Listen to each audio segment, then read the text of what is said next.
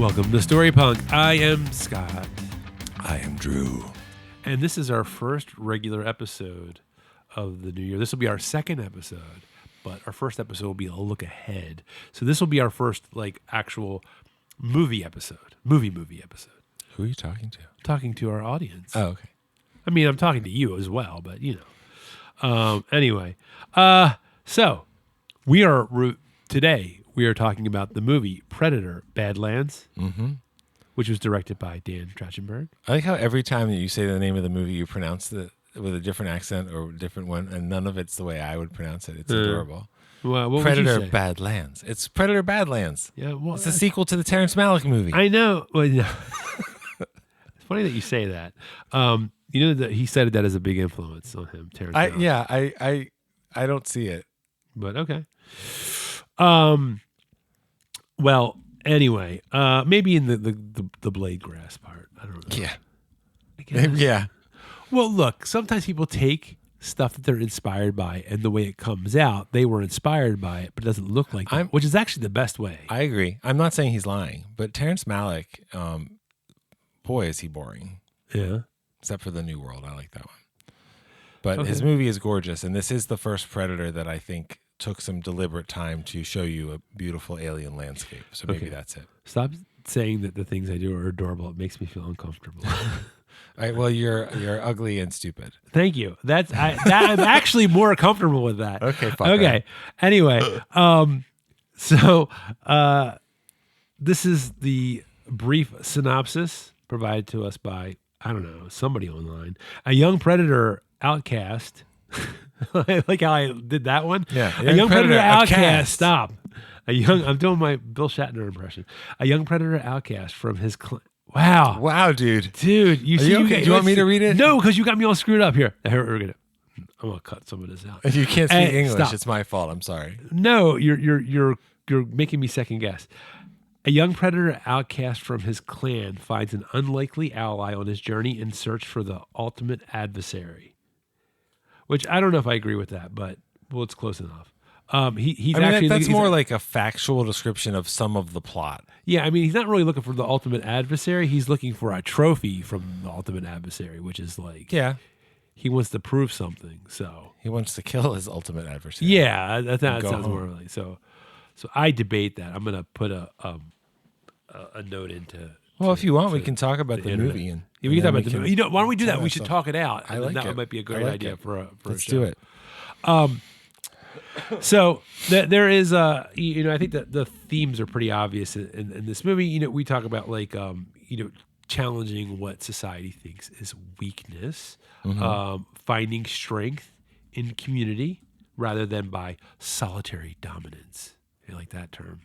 I made that up. I didn't make that up. I saw that somewhere, but I thought that was a good term. I mean, this is a guy who's determined to be completely self-sufficient, and he learns that that's not possible in most of the world, and being part of a community or a family is good. Yeah, and I love it. It also falls into the which I know that's something that you've talked about that you like. You've talked about before is the found family theme. Fuck yeah, this movie hits a bunch of my sweet spots. And the and also it's also redefining what it means to prove yourself. So I think the Deck, which is the Predator's name in this movie, the main character. Yeah, which that's a first for the franchise. Yes. A Yautja, that's the name of the alien race. It's the first movie that they actually call them that in the movie, but that's, I guess, established from the comics or something. But maybe the main character, the protagonist of the movie, is a predator. But yeah, his father has definite ideas about, what it means to be, I guess, a man.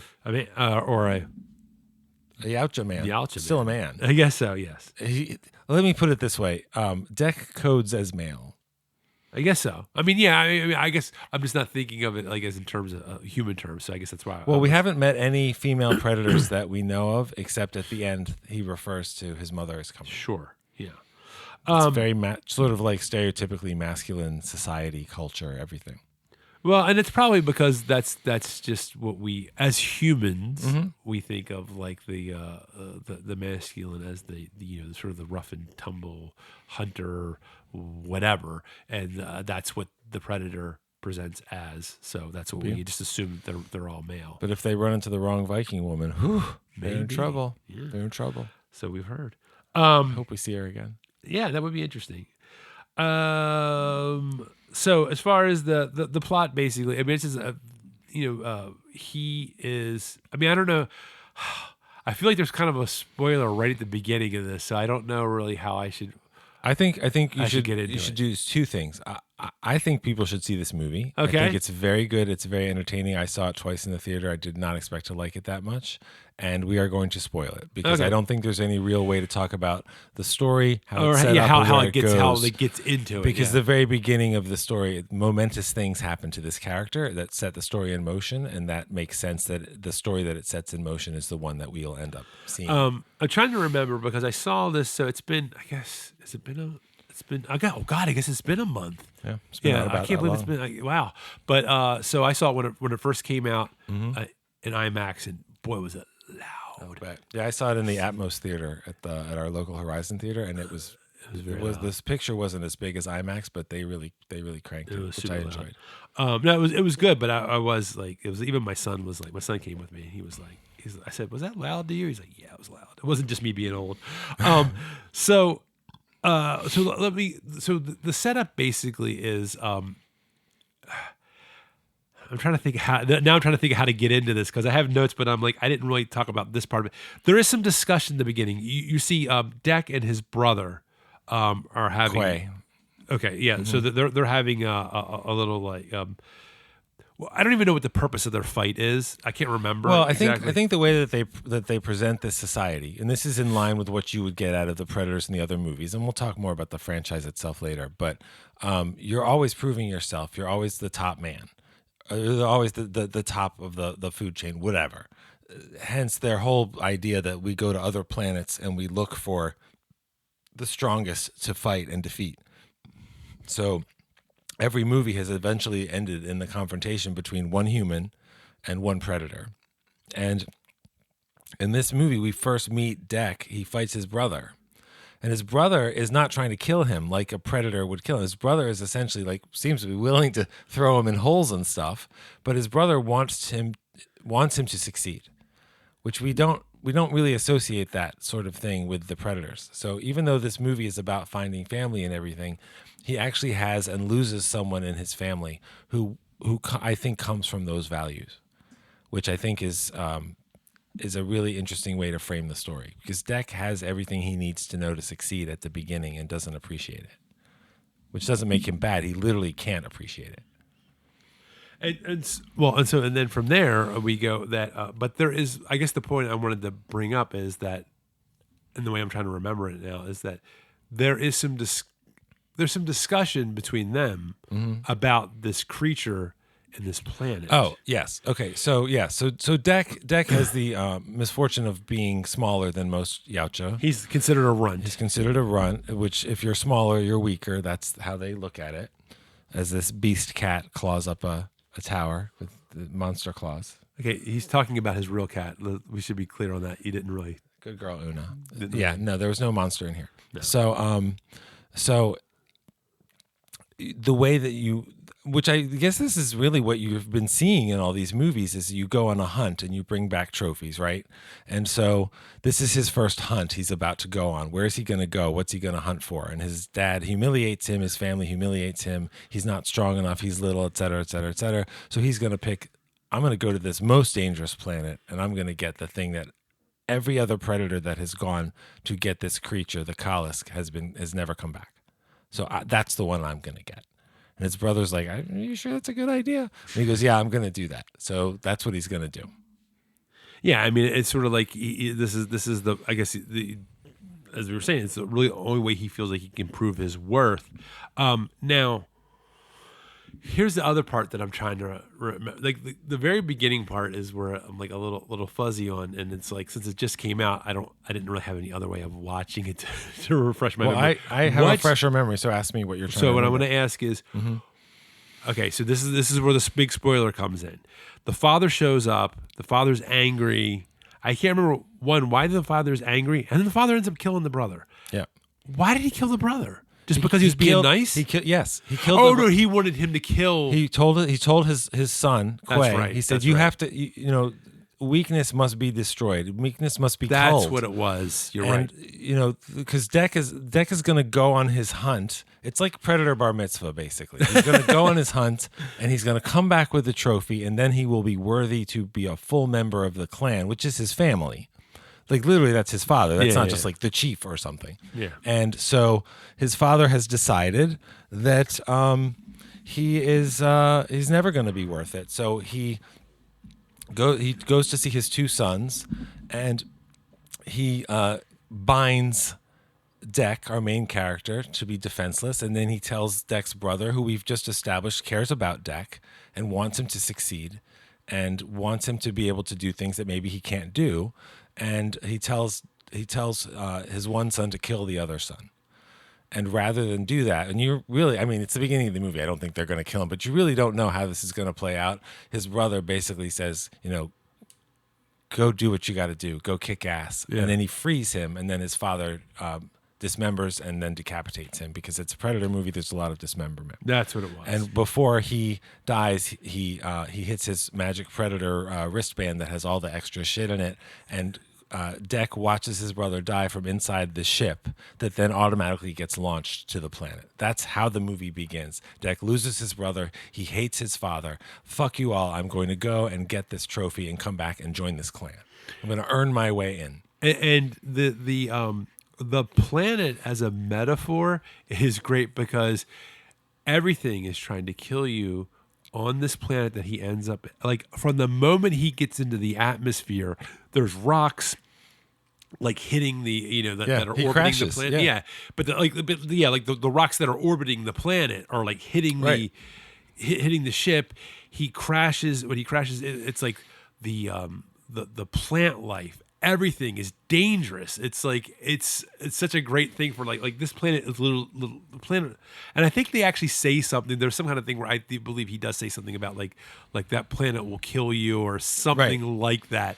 And it's like you don't realize how literal that saying is until he actually shows up in the planet. And the planet literally disarms him, because when he gets to the planet, he gets up. He's like, all right, I'm gonna get my shit together. And he lays out all of his awesome Predator gear, and he checks out his weapons and stuff. And then the vines that attack him, that are some kind of destructive monster, they literally pick up all of his cool stuff and take it from him. So he's left with there's two new weapons that you see in this movie. One of them is cool, which is like basically a bow and arrow that shoots energy, and one of them is really cool, which is like some kind of plasma sword or something. So we're seeing new weapons, and so just doing that makes it more of a medieval, almost like he's trying to be a knight or something. He's got a sword, and he has a sword fight with his brother at the beginning when they're testing each other, or when he's being tested by his brother. So he has all the tools that we've seen the Predators have in these other movies, and he loses almost all of it.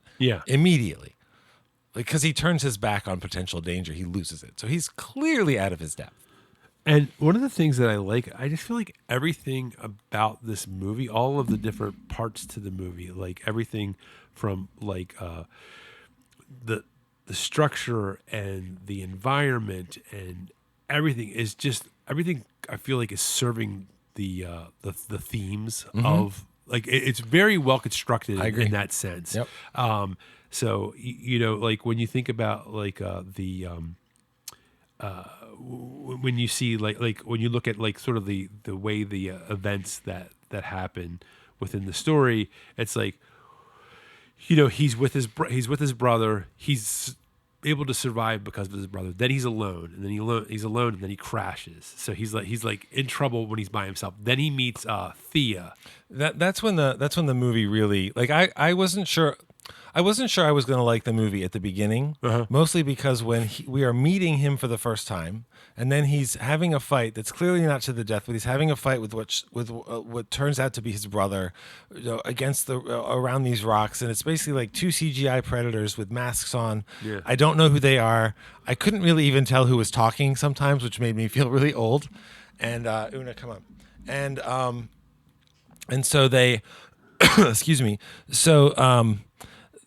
When he's we've established this planet is very dangerous, and he's in this field of plants that clearly are a problem. Yeah. And then Elle Fanning's character appears and is like, "Hello, yoo-hoo," and it just injects this totally different vibe, which I dug. I love her. I think she's an amazing actress. And the introduction of her character, and then you find out she's only half of a character. Yeah. Like it all just really works, because it's like the way that we've learned what you just said about how we've learned who Deck is and what he's facing. We then learn just in how he encounters and deals with her, who he is, and basically how kind of immature he is. He's very aggressive, like that. He's very aggressive, and he's very arrogant, and he's in real trouble. Yeah. And the only person in the whole movie that seems to really understand that for a long part of the movie is Elle Fanning's character. Yeah. Who is a Weyland-Yutani android. There are no humans in this movie. No. Everything is a Yautja, a synthetic robot android person like Elle Fanning, or a monster. Yeah, a beast. Monster, yes.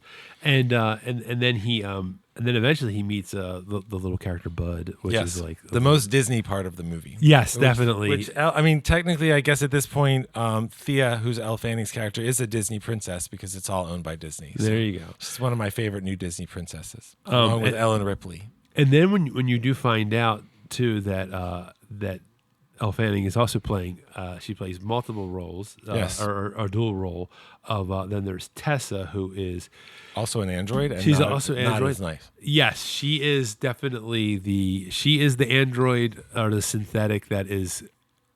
She's towing the corporate line. She is very much aligned with what the corporation has. They are. And this is what you find out, sort of where the goals sort of collide between what Deck is there for, which is the Kalisk, and also the corporation is there for the same animal. And Weyland-Yutani is the corporation, the evil corporation from the Alien movies. It's been in a whole bunch of Alien movies. It's crossed over into stuff, but it's explicit. Like, we all know it's the same universe at this point. This is the 9th movie. But the computer that's running their mission is even Mother. Yes. Which is from the very first Alien movie. That's part of it. So they are doing the same thing they did in the first Alien movie, which is, except this time the robots are doing the work and they know what it is. But they're basically saying, here's some living thing that we could turn into a weapon. Go get it. And it's funny because, I kind of feel like, I mean, I know this isn't strictly a horror movie. There's a lot of other things that you could call this movie, but I do find whenever I feel like in a lot of sci-fi and a lot of horror movies, when you have the military involved, and not always so much with sci-fi, but a lot of times in horror, whenever it's always because we need this thing because weapon. You know what I mean? Yeah. It's always like, but I will say, even though that is sort of a trope, I do feel like this was sort of a fresh take on that. I agree. Also, sometimes in those types of movies, when you have the military, you watch the military be this like very powerful force that then gets destroyed. That like it can't an excellent example, one of your favorite films, Jason X. Full of commandos that just can't handle Jason. So this is a literal army of armed robots. And we see them when we first meet Tessa, when she's back in her mission. She's not just a chunk of an android being restored. She has, an army of androids that are attacked by the same things that attacked Deck. And they immediately burn, freeze, and shoot these things so that they're not a problem. Like, they are a formidable force. Deck is in trouble from both the planet and that he has the same goal as these synthetics, these androids working for an evil corporation. And an evil corporation is a pretty relatable current theme in our lives. So. I think so. Bad Walmart. Yeah, really. Walmart's coming to get your Weyland-Yutani. Yeah, there you go. But it is but we see that as the story progresses, you have this little family. You have the synthetic android of wait a minute, what's her name? Thea. Thea. I don't. It's right there. I don't know. I wrote it down. I want to say something like maybe you could enlarge the text since you made fun of me with that earlier, but the it might help glasses you. are for. It might help you. But the Huh? and then you have Bud, who is this little like it's like he's like a would you say he looks like? He looks like a little Disney character. Yeah, like a Disney lizard, like a woodland critter, basically. Yeah. And he's like a little kid, basically. One of the things that the It's properties, a girl, properties, is it a girl? Yeah, One of because the properties that he has is that he can, if he or she, when she rolls herself up into a ball, her body becomes almost indestructible. Yeah, it's armored. Yeah, it's like armored. So she actually is able to, even though she's small, she's able to save them in a particular situation where they are running away from some monsters, and she's like a little turtle ape. Yeah, that's a good. I like that turtle ape. I like that. And the one of the monsters tries to bite Deck, and she inserts her body into like in between his, like wedges it in between his teeth, and the monster can't bite down. So that's sort of what this character he's sort of like a it's like the cute ally that has like this like special power that you don't expect. Yeah. That's sort of like the character of quote unquote Bud is fits in. Well, it becomes clear pretty quickly that he's not just a monster. He is a character, because there are monsters that are animals on this planet, and there's something more to him, because he like imitates Deck's behavior, and Deck I think feels mocked, but then realizes he's not being mocked. He's being invited to join the family. He gets marked by Bud, literally by being spit on, after Deck gives him something to eat, and he's like, I'm going to kill it. And Thea is explaining everything to him, because Yautja are very focused, and she knows who they are. She knows a lot about Yautja. She's like, no, he marked you. He likes you. He's thanking you. Everything is okay, buddy. It's okay. And that was Deck constantly is I'm the big badass. Yeah. And also in the movie, the main character is Deck, the Yautja, who only speaks Yautja. They made a whole language for this movie. So our main character is subtitled the entire movie, and his language is very sort of Klingon-y, growly, or kind of stuff. Plus, he growls a lot and roars and stuff. Anyway, but the way that the two main characters of Elle Fanning and Deck interact. I kind of forgot I was reading half of their dialogue. Yeah. The guy who plays Deck is Demetrius Schuster Kolomatangi, and he I think also plays his own dad. So he kills I do believe he did that. He tries to fight himself, which is funny. But Demetrius Schuster Kolomatangi is amazing. Like, it's a really very physical performance, and unlike I believe all the other Predator movies, the mandibles and everything of his alien face are CGI. Yes. And so, like, he's wearing gloves, and the skin and everything is there. But I honestly, a lot of it's the eyes, which have contacts in them. I couldn't believe how expressive it was. Yeah, it was really kind of amazing. Yeah, because when I saw a picture, now originally I thought it was some kind of prosthetic face thing. Yeah, me too. Because I was like, wow, he's emoting under that, like all that. I was very like shocked.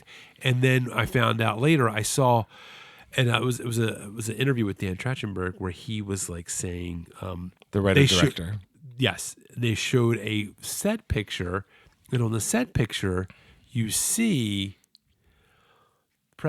Deck. No, there's nothing over his face. It's just the actor's face. Yeah. And so the interviewer was like, was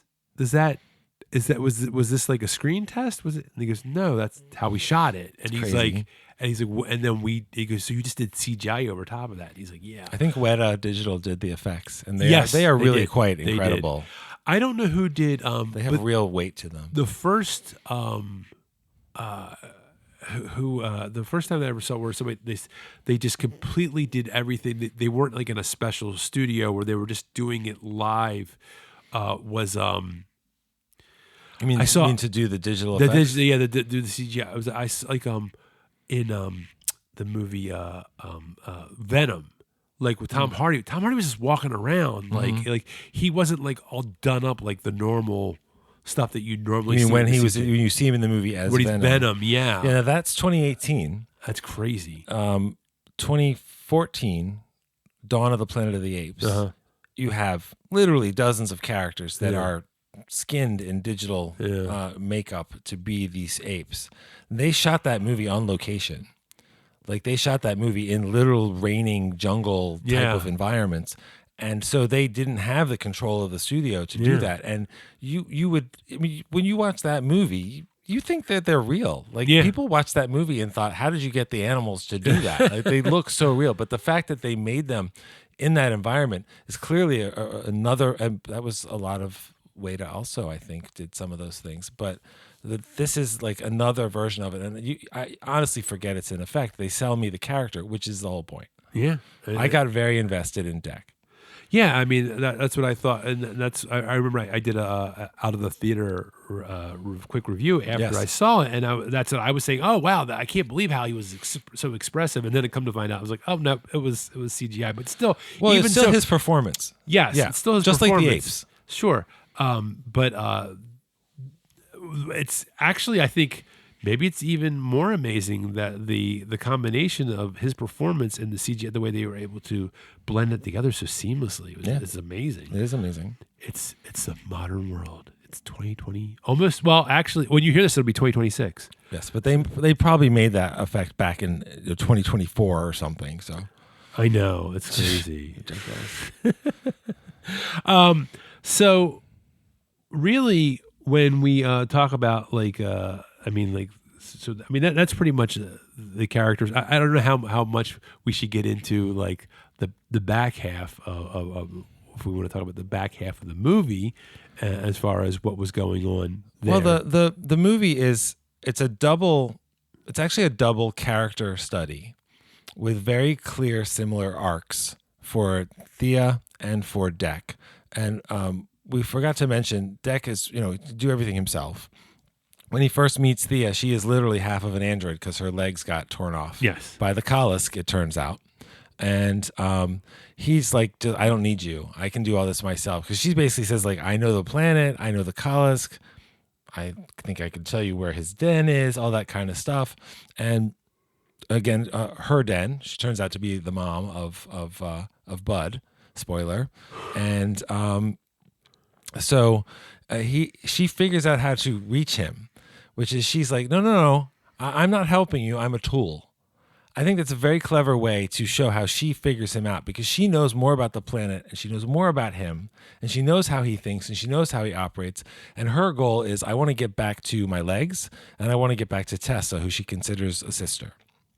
And she discovers that her whole world is basically a lie. Yeah. And so does he. And so to have them do that together and to connect over that is really that's the beginning of all the found family stuff. That's what really got me, was really very special to me. And when he there's a whole sequence. It's the same scene, I think, when he gives Bud food for the first time, and then Bud's like, we're brothers now, or we're siblings is the word. We're family.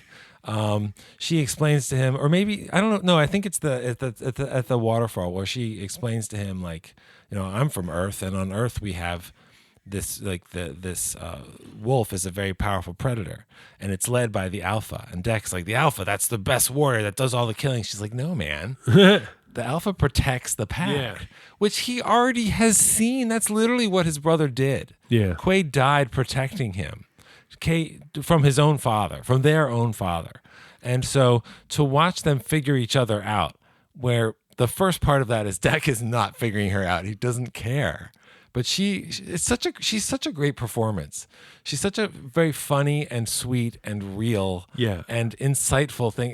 Is a tool. She's a robot. She's a machine. What's funny about that is they said that that playing those two characters, the Tessa character is the exact opposite, very cold, calculating, driven by the mission for the corporation.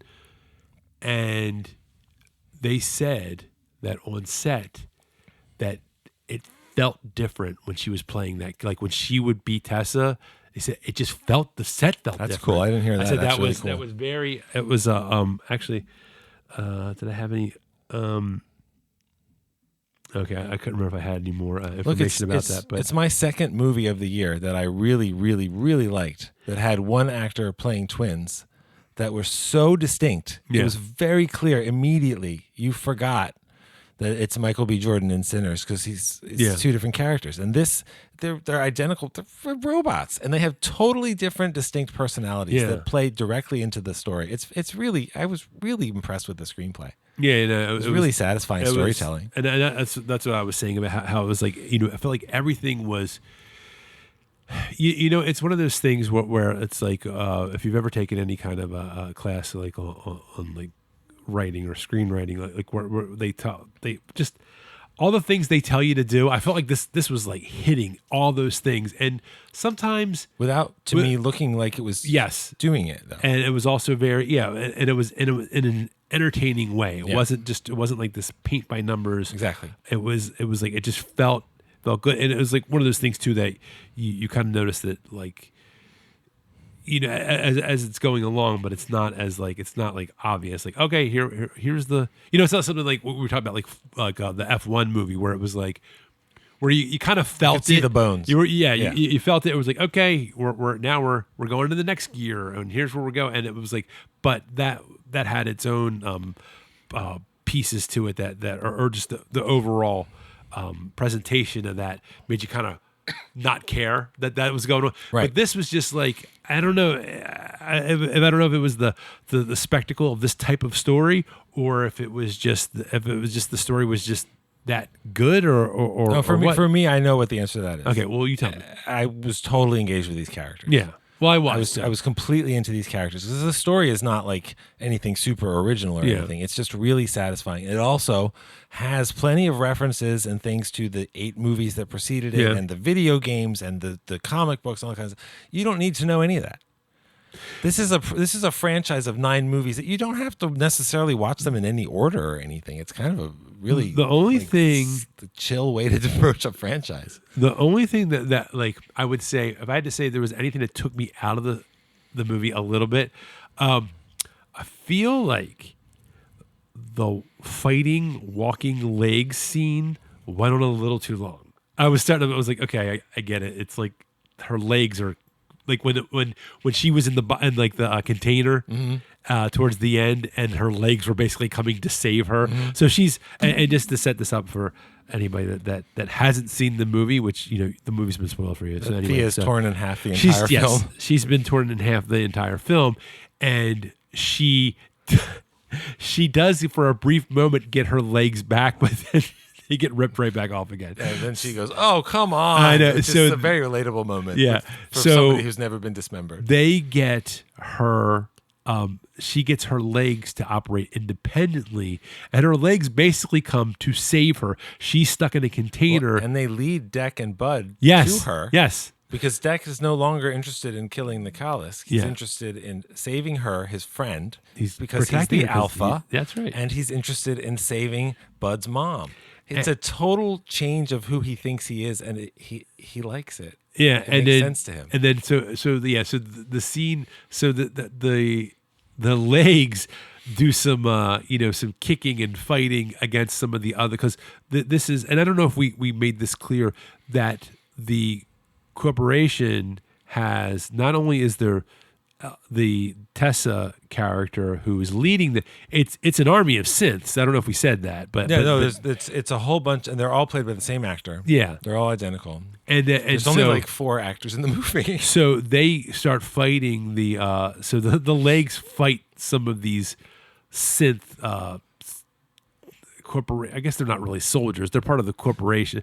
Whatever you call them. Maybe guns, they are soldiers. They move in formation. There you go. They are following tactical commands. They are anyway. They're clearly combat machines. It is just a partial torso and 2 legs that are fighting these soldiers, and I was like, okay, we can move on from this part. It's funny that you said that, because I kind of low key loved that scene. I thought it was a little too funny though. It was so funny, but also like those legs. Yeah. they kicked ass. Well, They literally tore her literally. enemies apart to try to save herself. So it's her, but it's not her. Yeah. And I thought it was really. I didn't expect it. It was very funny. I didn't expect it to be funny. And I don't know. I bought it. I mean, by that point in the movie, we're in the third act. Yeah. And I'm basically And fully then, engaged anyway. and then we come to, I guess this would be a callback to the Alien movie where Tessa ends up in this huge, I mean, I don't even think you call it a loading exoskeleton. It's I don't know what that thing is. I think it's a loader because the crates that Ripley uses the loader to pick up are like giant crates that of course a man couldn't pick that up. The crates that are at this base camp are like shipping crates. Yeah, so sure, I guess it is use a loader, like, and I mean they also lift them up with a flying device that seems more efficient. But okay, but yeah, so she's gonna fight Deck. And stop him from taking her prize, which is the Callus, which was his prize. It's no longer his prize in the same way because he does actually cut the Callus's head off. Yeah, he fights her and he defeats her and he cuts her head off and it just grows back, which is why the company wants it because it can be regenerated. That by the way, that scene where he lures the Callus back to its own den is another scene. It's a great combination of action and comedy. And the scene where he sets a fire and then he raises his sword and he roars and the explosion is behind him. It was like some fucking 80s shit. Definitely. And Predator is, of course, one of the great 80s action movies. Like that was a vibe callback. As opposed to like you have to know inside stuff about the first movie and everything. And so I found the legs very satisfying. And then the big climax, as you said, is this loader fight with against our heroes. And Deck wins by being clever. He defeats the we didn't even talk about, there's a whole part of it. Remember at the beginning of the movie he's lost all of his stuff. So by the time he comes to be a Predator warrior, but instead of to kill everything and to prove himself, he's going to save his friend and he's going to save his friend's mom, right? He has taken everything that he has learned from the planet that tried to kill him and made it work for him. So he literally has armor made of the creature that he cut in half that was impenetrable, and he has the little the plants that paralyzed him that Thea saved him. He uses them, the little worm things that want to kill him, but if you give him snacks, they'll work for you. It all works for him, which is kind of all very silly, but it's also very satisfying. But it's also kind of Disney, like the woodland critters are his friends. Sure. And he uses them to destroy an army of robots. Like, it's just, I don't know. It was just so much fun. I had so much fun with the movie.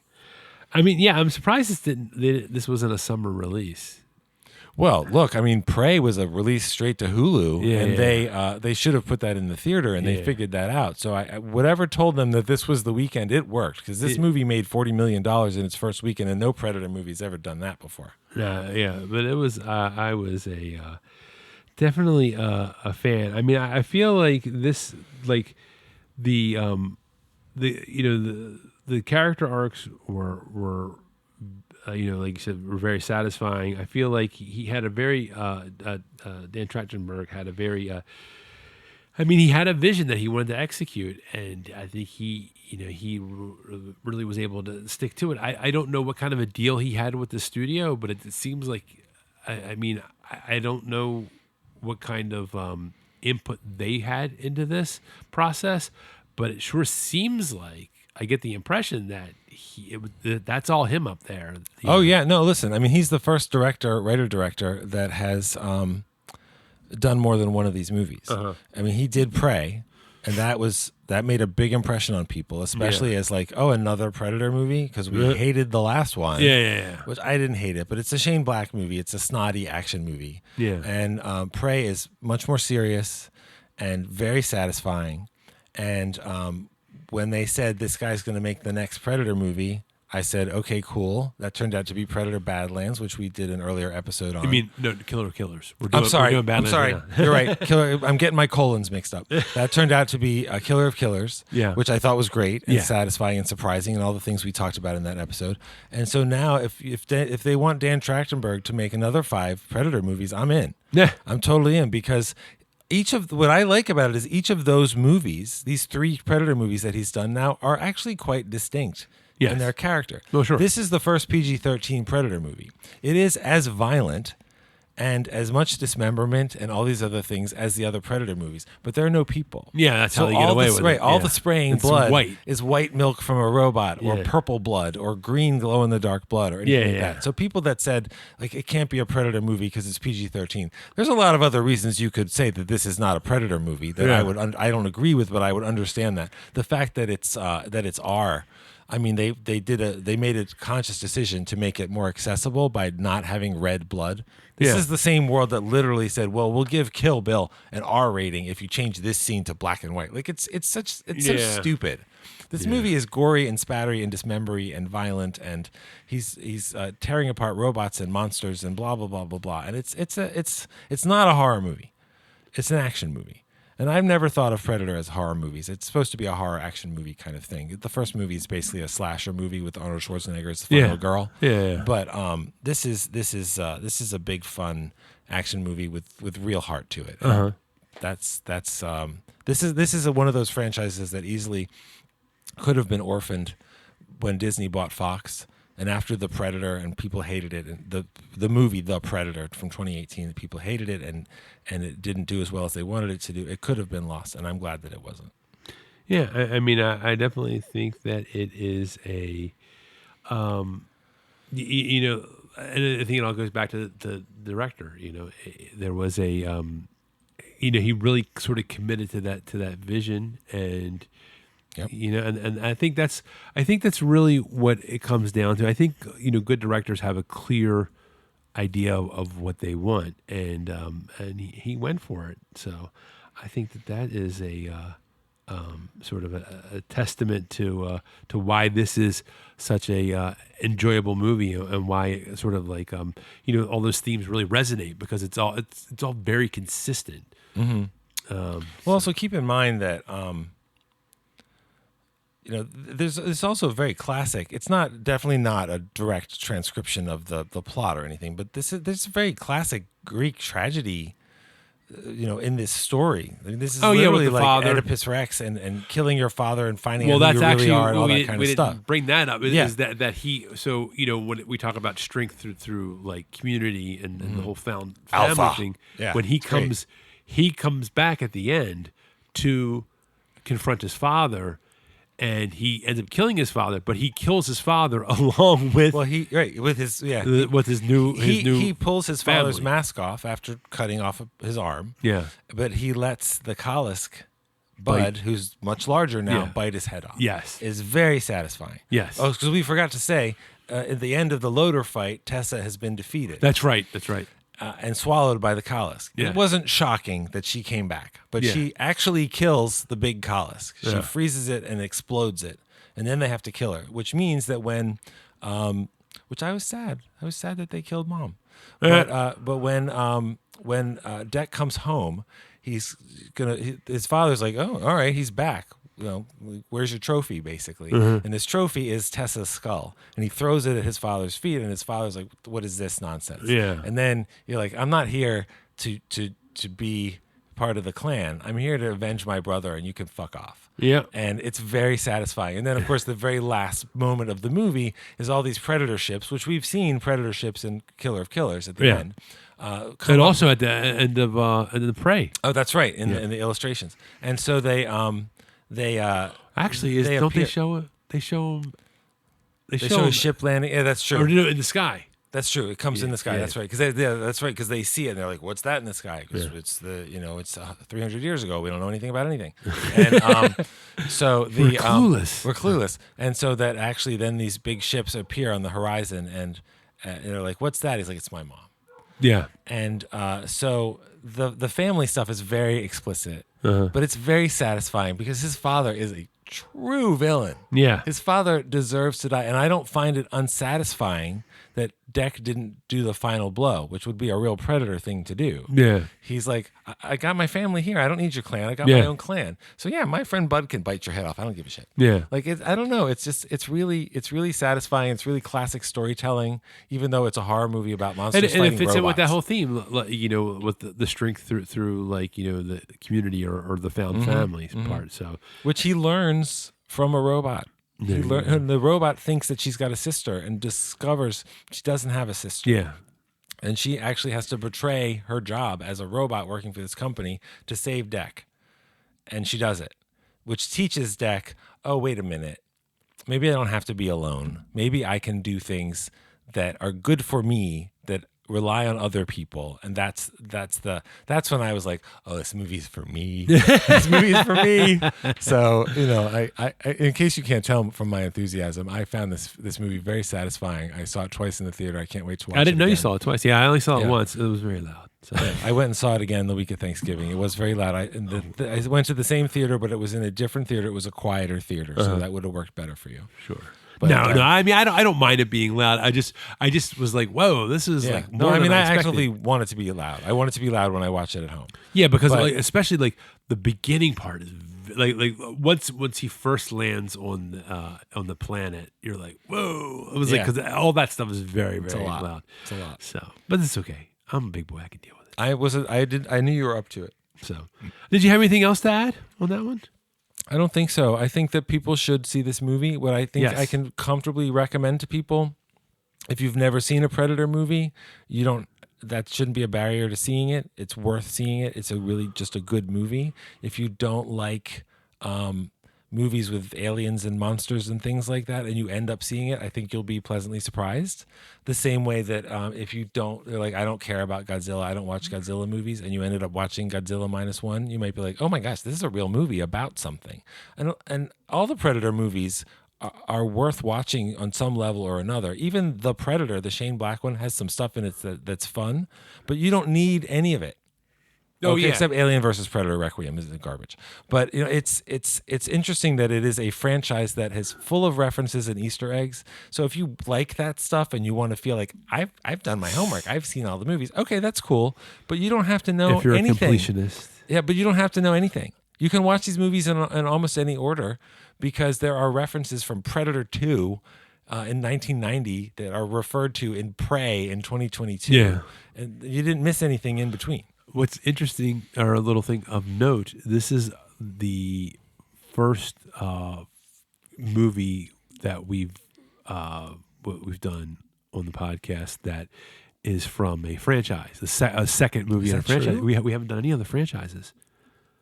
Oh wow! Well, I guess we've never done two in a franchise. Oh, I gotcha. That we've done 2 Predator movies. That's true. Yeah. When another battle after another comes out, I'm sure another battle. No, I didn't. That's true. I 2 didn't more think about battles. that. And if you want to do an episode just on Prey, I would do it. We don't need to, but I love that movie.